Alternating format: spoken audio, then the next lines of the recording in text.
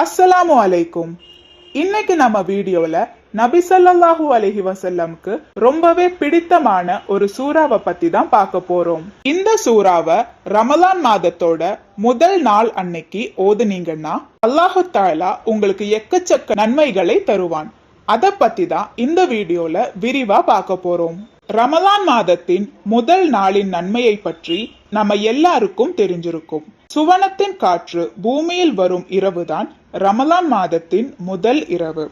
அது மட்டும் இல்லாம அல்லாஹு தஆலாவின் கருணை இந்த இரவு பிரத்யேகமா இருக்கும். அதனால இந்த இரவு நீங்க திக்கர், ஸலாத், தஸ்பீஹ், இஸ்திஃபார் போன்ற நல்ல அமல்களை அதிகரியுங்கள். இமாம் மசூத் ரலியல்லாஹு தஆலா அன்ஹு ரிப்போர்ட் பண்ற ஒரு ஹதீஸ்ல, எவர் ஒருவர் சூரா ஃபத்ஹை ரமலான் மாத பிறை 1 அதாவது முதல் தராவிக தொழுகிற அன்னைக்கு சூரா ஃபத்ஹை ஓதுகிறார்களோ அவர்களுக்கு அடுத்த ரமலான் வரும் வரை அல்லாஹு தஆலா அவனது காவலை அவர் மீது பொழிவான் என்று ரூஹுல் மானி என்கின்ற புத்தகத்தில் இமாம் குர்துபி பதிவு செய்துள்ளார்.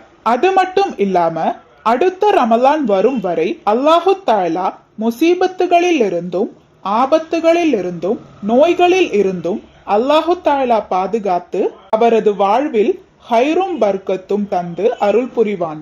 அது மட்டும் இல்லாம அந்த வருடம் முழுவதும் அவர்களுக்கு பொருளாதாரத்திலும் எந்தவித குறைவும் இருக்காது. மற்ற நாட்கள்லயே சூரா ஃபத்ஹ தொடர்ந்து ஓதுபவர்களுக்கு அல்லாஹு தஆலா மக்கம் ஃபத்ஹில் இருந்த சஹாபாக்களின் பதவியை கொடுப்பான் என்று நபி ஸல்லல்லாஹு அலைஹி வஸல்லம் கூறியதாக ரூஹுல் மானி என்கின்ற புத்தகத்தில் பதிவு செய்யப்பட்டிருக்கு. மாஷா அல்லாஹ், இவ்ளோ நன்மைகளை தர இந்த சூறாவை முடிந்த அளவு 3 முறை அல்லது ஒரு முறையாவது மறக்காம எல்லாரும் ஓத முயற்சி செய்யுங்க.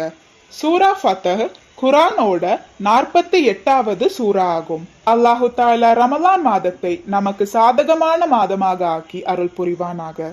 ஆமீன்.